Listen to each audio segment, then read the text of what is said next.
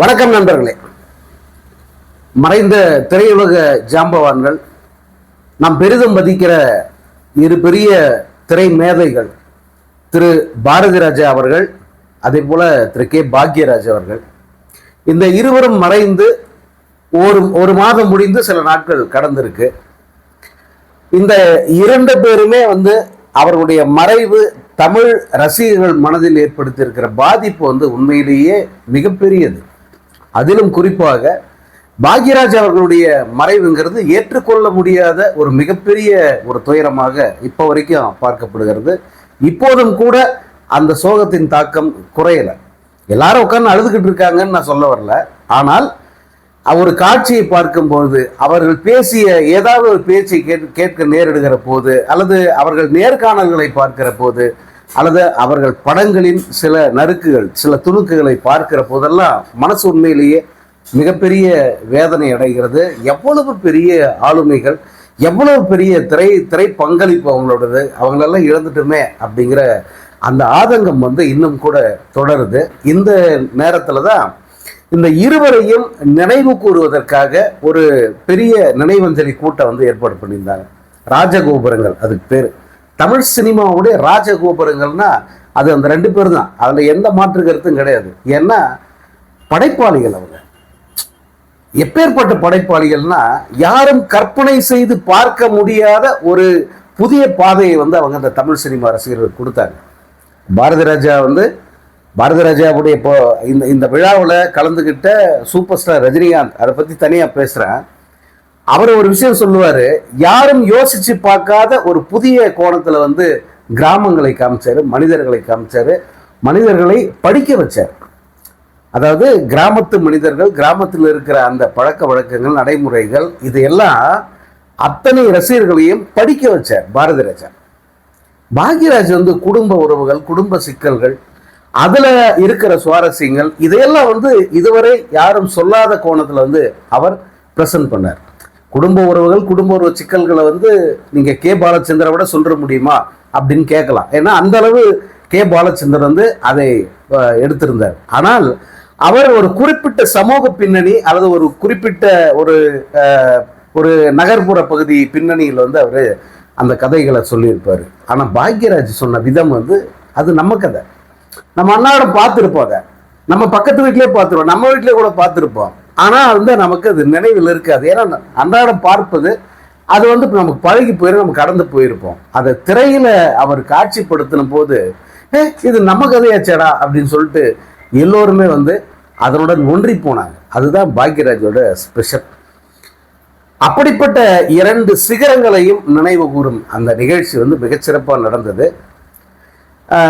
இந்த பாருங்க, ஒரு ஆளுமை மறைச்சிடுறாருன்னா அவருக்கு ஒரு தனி நினைவஞ்சலி, இன்னொரு ஆளுமை தவறும் போது அவருக்கு ஒரு நினைவஞ்சலி, இப்படித்தான் செய்வாங்க. ஆனால் இவங்க ரெண்டு பேரும் இரண்டரை கலந்தவர்கள். பாரதி ராஜாவும் பாக்யராஜா வெவ்வேறு இல்லை அப்படின்னு நம்ம தமிழ் ரசிகர்கள் மனசுக்கு அது அப்படி படிஞ்சு போச்சு. பாரதி ராஜா, பாக்யராஜ் ஒருத்தர் விட்டு கொடுக்காத இரண்டு ஆளுமைகள். அதுவும் குறிப்பா பாரதி ராஜாவை எந்த இடத்திலும் பெயரை கூட சொல்லாமல் அவருக்கு எப்போதுமே சிறப்பு சேர்க்கிற வகையிலே பேசக்கூடியவர் பாக்யராஜ். பாக்யராஜை பத்தி யாரும் தப்பா பேச முடியாதுன்ற அளவுக்கு அவருடைய அந்த நடத்தை, அவருடைய அந்த கேரக்டருங்கிறது தமிழ் சினிமாவில் அவ்வளவு சிறப்பான ஒரு மனிதராக இருந்தார். இந்த இரண்டு பேருடைய நினைவுகள், அவர்களது பங்களிப்புகள், அவர்களது பாதிப்புகள், திரையுலகம் அடுத்த கட்டத்துக்கு போறதுக்கு அவங்க இருவரும் பங்களித்த விதம், அதே போல ஒரு பரம்பரையை உருவாக்கினவங்க ரெண்டு பேருமே. பாக்யராஜ் கிட்ட இருந்து போன உதவி இயக்குனர்கள் ஏராளம் தமிழ் சினிமாவை அவங்க ஆக்கிரமிச்சாங்க. இந்த பக்கம் பாரதி ராஜா கிட்ட இருந்து போன உதவி இயக்குனர்கள் எல்லாம் பெரிய பெரிய லெஜெண்டா மாறினாங்க. அப்படிப்பட்டவர்கள் அந்த ரெண்டு பேருமே. அதாவது ஒரு நிகழ்ச்சியில் இளையராஜா சொல்லுவார், பாரதி ராஜா அந்த நிகழ்ச்சியில் நீங்க நம்மால்ரா, இது நம்மால் அப்படின்னு அவர் சொல்லிக்கிட்டு இருப்பாரு. அதாவது என்னுடைய பாணி இருக்கு, எங்கிட்ட இருந்து போன ஒரு உதவி இயக்குனர் அந்த மாதிரி அவர் சொல்லிருக்கும் போது இளையராஜா அவரை நிப்பாட்டுவார். யோ நிறுத்தியா, இந்த தமிழ் சினிமாவில் இருக்கிற அத்தனை பேருமே உங்ககிட்ட இருந்து போனதுதான். உன்னை பத்தி பேச மாதிரி யாரை பார்த்தாலும் உன்ன மாதிரி இருக்காங்கன்னா அவங்க எல்லாம் உங்ககிட்ட இருந்து போனவங்க அல்லது நீ உருவாக்கி வச்ச பரம்பரையில வந்தவங்க தான் அவங்க அப்படின்னு இளையராஜா சொல்லுவார். அது அந்த அளவுக்கு அந்த இருவரும் இந்த தமிழ் சினிமாவுக்கு ஆரோக்கியமான பங்களிப்பை பெரிய ஒரு ஒரு ஒரு மிகப்பெரிய தங்களுக்கு அடுத்த ஒரு மிகப்பெரிய தலைமுறை உருவாவதற்கு அவர்கள் காரணகர்த்தாக்களாக இருந்தாங்க. அந்த இருவரையும் நினைவு கூர்ந்த அந்த நிகழ்ச்சி வந்து மிகச்சிறப்பாக நடந்தது. ஒரு தனியார் தொலைக்காட்சியில் அது பின்னால் வரும்னு நினைக்கிறேன். அதனால் அதனுடைய அந்த முழு அந்த விழாவினுடைய அந்த தொகுப்புகளும் வந்து வலைதளங்களில் வந்து பார்க்க முடியல. ஆனால் கிடைத்த தகவல்கள் அடிப்படையில் அந்த நிகழ்ச்சிக்கு நான் போகலை. ஆனால் கிடைத்த தகவல்கள் அங்கே கலந்து கொண்ட அந்த விஐபிக்கள், குறிப்பாக சூப்பர் ஸ்டார் ரஜினிகாந்த் அவர்களுடைய பேச்சின் அடிப்படையில் சில விஷயங்களை நான் பகிர்ந்துக்கிறேன். இதில் குறிப்பாக சூப்பர் ஸ்டார் ரஜினிகாந்த் அவர் தான் இந்த விழாவின் நாயகர். இந்த 2 பேருக்குமே மிக நெருக்கமான ஒரு நபர் யாருன்னா அது சூப்பர் ஸ்டார் ரஜினிகாந்த் தான். ஒரு பக்கம் பாரதி ராஜாவுக்கு மிக நெருங்கிய நண்பர். பாரதி ராஜா ரஜினியை எப்போதும் தலைவரே அப்படின்னு கூப்பிடுற அளவுக்கு இருவருக்குமான நெருக்கம். இவர் பாரதின்வார், அவர் தலைவர் என்னவார், அந்த அளவுக்கு நெருக்கமானவர்கள். ரஜினியை வைத்து 16 வயது நிலைய படத்தில் ரஜினிக்கு முக்கியமான பாத்திரம் கொடுத்தாரு. அதுக்கடுத்து ரஜினியை வைத்து கொடி பறக்குது படம் பண்ணாரு. தொடர்ச்சியாக ரஜினியை வைத்து படம் பண்ணணும்னு ஆசை இருந்தா கூட வந்து ரஜினியினுடைய உயரம், அவரு போகிற அந்த வேகம், அதுக்கு தன்னால் ஈடு கொடுக்க முடியலன்னு வெளிப்படையாவே பாரதி ராஜா சொல்லியிருப்பாரு. ஆனாலும் கூட இருவருக்கும் இடையே அப்பப்போ உரசல்கள் இருந்தாலும் கூட மிக நெருங்கிய நண்பர்களாக, ஒருவர் மீது ஒருவர் மிகப்பெரிய அன்பு வைத்த ஆளுமைகளாக 2 பேருமே திகழ்ந்தாங்க. இந்த பக்கம் பாக்யராஜ் பார்த்தீங்கன்னா தனிப்பட்ட முறையில் பாக்யராஜ் வந்து பல விஷயங்கள் சொல்லியிருக்காரு. பாக்யராஜுக்கும் ரஜினிக்குமான அந்த ரிலேஷன்ஷிப் இருக்க, அது சினிமாவில், நம்ம தமிழ் சினிமாவில் வேறு எந்த உச்ச நடிகருக்கும் வேறு எந்த இயக்குனருக்கும் இல்லாத அளவுக்கு மிக நெருக்கமான ஒரு நட்பு அது. ஏன்னா சிலதெல்லாம் வெளியே சொல்ல முடியாது. பாக்யராஜ் வந்து இப்போ கேஷுவலாக பேசும்போது சொல்லுவார், நான் வந்து ஒருத்தர் வீட்டுக்கு போய் நீண்ட நேரம் வந்து அமர்ந்து அவங்க கூட நேரத்தை செலவிட்டுட்டு பின்னிரவு நேரத்தில் வீட்டுக்கு திரும்புகிறேன் அப்படின்னு சொன்னால் அது ரஜினிகாந்த் ஒருத்தருடைய வீடு மட்டும்தான் அப்படின்னு சொல்லுவார். அதாவது ரஜினி வந்து எப்போதெல்லாம் பேசணும், அல்ல மனம் விட்டு பேசணும், கொஞ்சம் ரிலாக்ஸாக இருக்கணும் அப்படின்னு நினைக்கிறாரோ அப்போல்லாம் வந்து அவர் வேற யாருக்கும் கால் பண்ண மாட்டார், பாக்யராஜுக்கு மட்டும்தான் கால் பண்ணுவாராம். பாக்யராஜ் உடனடியாக வீட்டுக்கு போயிட்டு அங்கே போய் இருந்து பேசிட்டு வருவார். அந்த மாலை நேரம் எப்படி இருக்கும்ன்றதை அவங்க கற்பனைக்கு விட்டுறாங்க. ஸோ அந்த அளவு நெருக்கமானவர்கள் பாக்யராஜ் ரஜினிகாந்தும். ஸோ அந்த இருவருக்குமே ஒரு மிகப்பெரிய நட்பு ரஜினிங்கிறதுனால ரஜினி இந்த விழாவின் நாயகராக அறியப்படுகிறார். இதில் ரஜினி சார் பேசின அந்த காணொலிகளை பார்க்க நேர்ந்தது.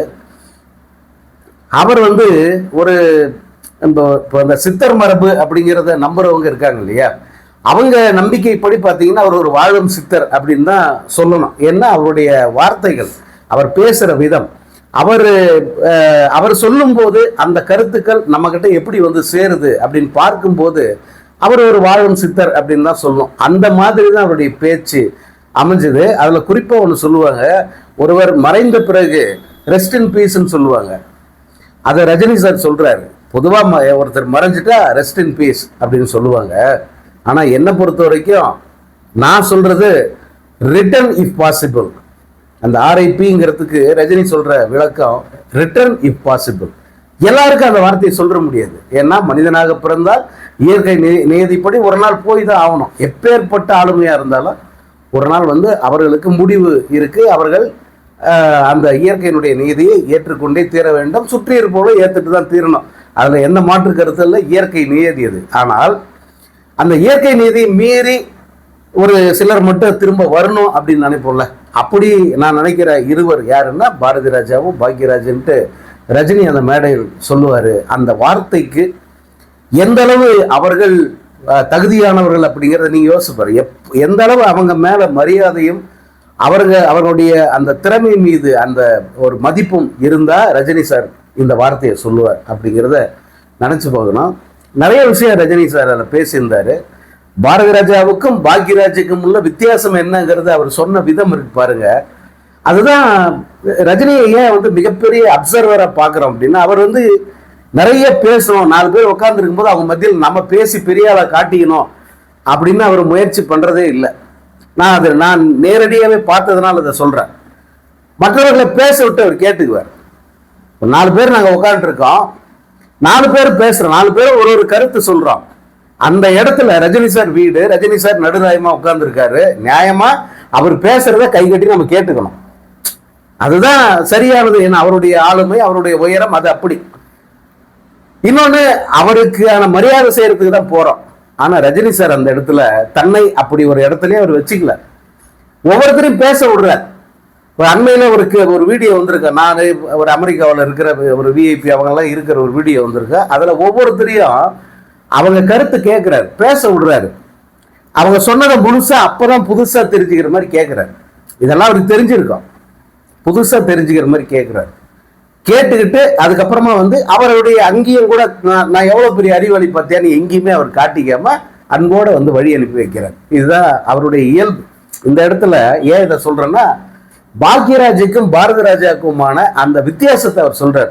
பாரதி ராஜாவுக்கு 4 பேரை வச்சு ஒரு கதையை சொல்லும் போது அதை எப்படி அடுத்த கட்டத்துக்கு கொண்டு போனோம் அப்படிங்கிற அந்த அந்த நெக்ஸ்ட் ஸ்டேஜ் என்னங்கிறத பாரதி ராஜா அந்த இடத்துல இது பண்ணிப்பார், கன்சீவ் பண்ணிடுவாரு. பாக்யராஜை பொறுத்த வரைக்கும் ஒரு ஒரு கதையை சொல்லும் போது யாராவது ஒரு கதையை சொன்னாங்கன்னா அதற்கு அடுத்த கட்டம் என்ன, அதை சினிமாவா எப்படி மாத்தணும், இது அத்தனையும் தெரிஞ்சவர் பாக்யராஜ். பாரதி ராஜா ஒரு வகையில பாரதி ராஜா இந்த மாதிரி ஒரு கேரக்டர்னா, பாக்யராஜ் இப்படி ஒரு ஆளுமை மிக்கவர் அப்படின்னு 2 பேரையும் பத்தி அந்த மேடையில் அவர் பகிர்ந்திருப்பாரு. அதே போல இருவருடைய மரணமும் ஏற்படுத்திய தாக்கத்தை பத்தி அவர் சொல்றாரு. பாரதி ராஜா பொறுத்த வரைக்கும் 85 வயதுக்கு மேல ஆயிடுச்சு. அவருக்கு வாழ்க்கையை முழுமையா வாழ்ந்துட்டார். அவருக்கான மரியாதை சினிமாவில் எந்த இடத்துலையும் குறையவே இல்லை. அவருக்கான வருமானத்துக்கு எந்த குறைவும் இல்லை. தனிப்பட்ட அந்த குடும்ப வாழ்க்கையை பத்தி நம்ம இங்க பேச வேண்டிய அவசியம் இல்லை, அது வேற. ஆனால் ஒரு படைப்பாளிக்குரிய மரியாதை, ஒரு மூத்த இயக்குனருக்குரிய மரியாதை அத்தனையும் இந்த தமிழ் சினிமா பாரதி ராஜாவுக்கு கொடுத்தது. அவர் மிகுந்த சிரமப்பட்டு தன்னுடைய அந்த இறுதி காலத்தை கடக்க வேண்டியிருந்தது. அதனால அந்த மரணம் பெரிய பாதிப்பை, சோகத்தை ஏற்படுத்தணும். ஆனா பாக்யராஜை பொறுத்த வரைக்கும் நேத்து வரைக்கும் பார்த்தவர், ஒரு 4-5 மணி நேரத்துக்கு முன்னாடி வரைக்கும் பார்த்த ஒரு மனிதர் திடீர்னு காலையில அவர் இறந்துட்டார் அப்படின்னும் போது அதை ஏற்க முடியாம ஒரு ரஜினி அவர்கள் கண் கலங்கியதை பார்க்க முடிஞ்சது. அதுக்கு அவர் சொன்ன அந்த ஒரு கதை, அதாவது அவர் கடவுள் நம்பிக்கையாளர். அதனால அந்த கடவுளை வச்சுதான் கடவுள் ஒருத்தர் 3 வாட்டி பெல் அடிப்பாரு, 50 வயசுல ஒரு வாட்டி பெல் அடிப்பாரு. உடம்பெல்லாம் கரெக்டா பாத்துக்கப்பா, வரும்போது நோய் நொடி இல்லாம இருக்கணும், உன் உடம்ப நல்லா கவனிச்சுக்கான்னு பெல் அடிப்பாரு. நீ சுதாரிச்சுக்கிட்டு நல்லா சரி பண்ணிக்கிட்டீங்கன்னா 60 வயசுல இன்னொரு பெல் அடிப்பாரு, 70 வயசுல இன்னொரு பில்லு. அந்த பில் உங்களுக்கு ரெடியா இருங்க, எந்நேரம் எப்போ வேணாலும் நான் கூப்பிட்டு தயாரா இருங்க அப்படிங்கிற மாதிரியான ஒரு எச்சரிக்கை மணி அது அப்படின்னு அவர் சொல்லியிருப்பார். அதுல பாரதி ராஜா பொறுத்த வரைக்கும் அந்த எச்சரிக்கை மணியை தாண்டி அவர் ஒரு 15 ஆண்டு காலம் வாழ்ந்தாரு. பாக்யராஜை பொறுத்த வரைக்கும் அந்த 3வது பில் அடிக்கும் போதே அவர் கடவுள்கிட்ட போய் நல்ல உடல்நிலையோட போய் சேர்ந்துட்டாரு அப்படின்னு ரஜினி சார் அதில் பேசியிருப்பாரு. அதே போல அந்த படப்பிடிப்பு தளங்களில் அவங்களுக்கு ஏற்பட்ட அனுபவங்களை எல்லாம் அவர் சுவாரஸ்யமா அவர் பகிர்ந்துகிட்டாரு. பொதுவா எந்த மேடையா இருந்தாலும் ரஜினி அவர்கள் மைக்கை பிடிச்சாருன்னா அந்த மேடையில சுவாரஸ்யத்துக்கு பஞ்சம் இருக்காது. அதே போல அந்த நிகழ்ச்சிகள் அமர்ந்திருக்கிற அத்தனை பேரையும் கட்டி போடுகிற ஒரு பேச்சு ரஜினியோட தான் இருக்கும். அதை அவர் பல ஆண்டுகளாக நம்மெல்லாம் பார்த்துட்டு இருக்கோம். இந்த நிகழ்ச்சி அதற்கு விதிவிலக்கல்ல. இந்த 2 பெரிய ஆளுமைகளையும் நினைவு கூறுவதற்கு யாரோ வருவாங்கன்னு எல்லாம் சொல்லிட்டு இருந்தாங்க. முதல்ல இதுக்கு விஜயை கூப்பிட்டுருக்காங்க, முதலமைச்சர் விஜயை கூப்பிட்டுருக்காங்க, அவர் வருவார் அப்படின்னாங்க. அப்புறம் முன்னாள் முதலமைச்சர் மு க ஸ்டாலினை கூப்பிட்டுருக்காங்க அப்படின்னு சொன்னாங்க. ஆனால் அந்த 2 பேருமே வருவதற்கான எந்த அறிகுறியும் தெரியல கடைசி நேரம் வரைக்கும். அது குறிப்பாக முதலமைச்சர் விஜய் வருவதற்கான அறிகுறிகள் தெரியல. ரஜினி அவர்கள் வருவாரா மாட்டாராங்கிறது கடைசி வரைக்கும் சஸ்பென்ஸாகவே இருந்தது. ஆனால் நேற்று காலை அது உறுதியாச்சு, அவர் நிச்சயமா வர்றார் நிகழ்ச்சிக்கு அப்படிங்கிறது. நான் அதை எதிர்பார்த்தேன். ஏன்னா ரஜினி இருவர் மீதும் எப்படி மரியாதை வச்சிருந்தாரு, இருவருடைய இழப்புமே அவருக்கு என்ன மாதிரியான ஒரு இம்பாக்டை ஏற்படுத்துச்சுங்கிறத பார்க்க முடிஞ்சது. அதுலேயும் பாக்யராஜோட அந்த மரணத்தின் போதெல்லாம் அவரால் பேச முடியல ரஜினி சாரால். அந்த மீடியாக்காரங்க அவ்வளோ பேர் நிற்கிறாங்க, அவங்ககிட்ட பேசக்கூட இல்லை. அவர் ரொம்ப இறுக்கமாக கிளம்பி போயிட்டார். பொதுவாக அப்படி இருக்க மாட்டார். எல்லா இது மாதிரியான நிகழ்வு வரும்போது தன் கருத்தை வந்து சொல்லிட்டு போவார், தன்னுடைய அனுபவத்தை பகிர்ந்துட்டு போவார். அது கூட வந்து அவரால் முடியல. ஏன்னா அதற்கு சில தினங்களுக்கு முன்பு தான் அவர் பாக்யராஜுக்கு வந்து அந்த 50வது ஆண்டு விழாவில் கலந்துக்கிட்டு அவருக்கு வந்து ஒரு தங்கச்செங்கலியை பரிசளிச்சிருந்தார். பொதுவாக பாக்யராஜ் வந்து ஒரு மோதிரம் போட்டிருப்பார், 6 அப்படின்ற மோதிரம். மற்றபடி வந்து அவர் பெரிய தங்க நகைகள் அணிவதில் வந்து பெரிய ஈடுபாடு காட்டியதில்லை. ஆனால் ரஜினி போட்டாருங்கிற ஒரே காரணத்துக்காக வந்து அந்த செயினை மட்டும் வந்து ரொம்ப பொக்கிஷமாக கழுத்துலேயே வந்து அவர் போட்டுக்கிட்டு இருந்ததா அவங்க மனைவி சொல்லும்போது வந்து ரஜினி அவர்கள் உண்மையிலே வந்து அவர் ரொம்ப நெகிழ்ந்து போயிட்டார். ஸோ இந்த ஒரு நிகழ்ச்சியில் இந்த 2 ஆளுமைகளையும் ஒரு சரியாக கௌரவிச்சிருக்காங்க, சரியான முறையில் நினைவு கூர்ந்திருக்காங்க அப்படிங்கிற ஒரு நிறைவு இருக்குது.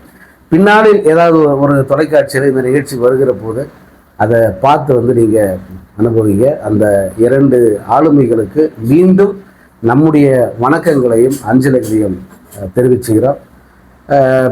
ஒவ்வொரு நாளும் வந்து நீங்கள் நம்புறீங்களா இல்லையோ தெரில, பாக்யராஜ் மரணத்துக்கு பிறகு ஒவ்வொரு நாளும் அவருடைய பேட்டி அல்லது அவர் படங்களுடைய நகைச்சுவை அல்லது அவரது படம், அவர் தொடர்பான ஏதாவது ஒரு காட்சியை பார்க்காமல் வந்து தூங்க போனதே இல்லை இப்போ வரைக்கும்.